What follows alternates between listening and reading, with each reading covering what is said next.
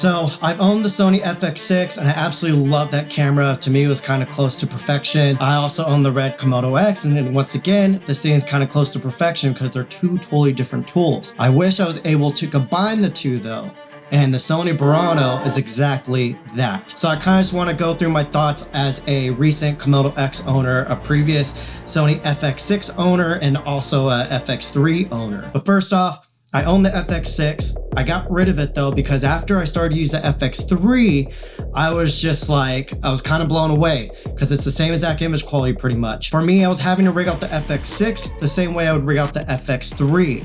The FX6 was taking more space in my bag on times where I didn't need all the added features on it. And so I would end up taking the FX3. So there was just a few things where I just kept picking up the FX3 instead of the FX6 for most jobs. Now I really miss the FX6 though, because that camera, you can take out of the box and it's ready to go. You don't have to add any other extra stuff to it, which is cool. But again, if you're someone who needs a lot of different type of tools because you do a lot of different jobs like I do everything from documentaries to commercials to fashion campaigns to YouTube videos to just, it's all across the board. So again, that's the reason I just got the FX3, because the image quality way smaller and it could do all the same stuff almost, obviously in a totally different way. Now let's step into the Komodo X. I got this because the image quality is just next level. If you're someone that's just kind of getting into the space, getting a Red Komodo X isn't going to make your stuff look any better at all. You gotta be able to know how to use the camera, how to put together a production, how to run a team, how to color grade, how to light. That's when you start seeing the difference in the image quality between a camera like this and the FX3. I want to get more into the narrative space. I want to show you more documentaries. I have an announcement coming up soon, which I'm excited to share with you guys. So hopefully that video will come out soon. But until then, there's a lot of reasons why I got this camera. But the main thing was that 16-bit RAW. If you've never tried Red RAW, and you know how to color grade, and again, you know how to light and everything, you're going to see how insane 16-bit RAW is. It's kind of mind-blowing the way, it's almost like when you shoot photos, and if you shoot JPEG versus RAW, that's what 16-bit RAW is like for video compared to H.265 and ProRes and all that kind of stuff. Even ProRes 12-bit RAW still doesn't really hold up to the Red RAW in this. I know a lot of people are going to have an argument for that, but until you try something on this level and you do side by side and you know what you're doing, there's no argument there. And I'm not the only one who's a recent Komodo X owner. There's a lot of us that are picking up this camera because we see that quality difference. But naturally, our brains start comparing them and be like, huh, is a Sony Burano something I need? Well, before I jump into my own opinion, I want to bounce it over to Kofi, because Kofi actually owns the Komodo X as of recent as well. And he's also someone that shoots a lot of different type of stuff. He's insanely talented. So Kofi, what do you think?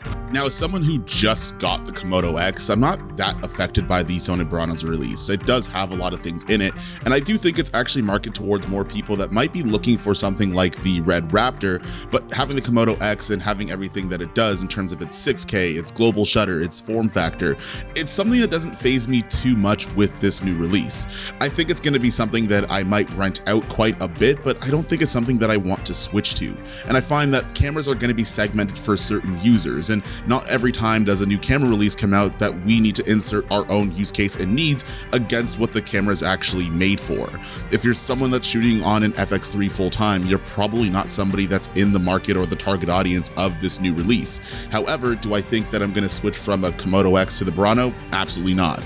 But I will say I'm probably going to rent it out quite a bit, try it out, and use it on certain projects when I need certain things like shooting in 8K, full frame, and maybe I need autofocus. Now for my opinion on the Komodo X versus the new Sony Burano, Sony Burrito, shout out. So with the FX6 being one of my favorite cinema cameras and the Komodo X being one of my favorite cinema cameras for totally different reasons or totally different tools, if I was able to combine those two, it would just be mind-blowing.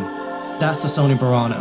So we're getting internal NDs plus IBIS. They're internal NDs, they're very neutral. The electronic auto ND is amazing for documentaries. You just set it so it overexposes by 1.5 stops, put on auto, and it just does everything for you. It's pretty freaking insane. The ergonomics of the FX6 is far easier to use than the Komodo X when you're doing run and gun work. That's what mostly I shoot. And so again, the Burano brings in all of that FX6 utility and it's giving you all that just really easy to use run and gun setup. Now on the other side of it, the 16-bit red raw in this makes run and gun even easier. So the traffic lights are basically a RGB meter. It's showing you when your highlights are about to peak or when your blacks are about to peak. So when you're doing run and gun stuff, as long as those are in the safety zone, you're good. You don't have to worry about anything else. Basically, all you have to worry about is setting your aperture what you want it at and your ND. That's all it is. Sony Cine EI is very similar in that fact, but it's not as robust. And when you go into post, you're not gonna be able to save yourself as much because pretty much it's still baked into there, you know? But the Sony Burano has Sony's RAW. It's still pumping in way more data than you're getting off the Sony FX3 or the Sony FX6. So again, that's another just like point where these two cameras are kind of becoming one. And that's in the Sony Burano. When you get the Komodo X, you can't just take it out of the box and start using it. You have to rig it out. You have to start putting metal bits all over it, top handles, your external monitor. So it's gonna get heavy as well. And so with the Sony Burano, again, it's built out similar to the FX6 where for solo operators, it's super easy to use and really everything that comes with it, you're good to go. So the next thing, internal NDs. For my workaround on the Red Komodo X, I have this Mofage Poco VND rear adapter. This thing is amazing, but one, it's a VND, so you're still gonna get some type of polarization issues. Two, not all of your PL lenses will fit on here. But Red obviously has their own electronic ND, but I think that thing's like $2,000–$3,000. And so at that point, you know, this camera's gonna be reaching 15 to 20K. Once again, the Sony Burano, everything's built into it. So yeah, I mean, it's really that simple.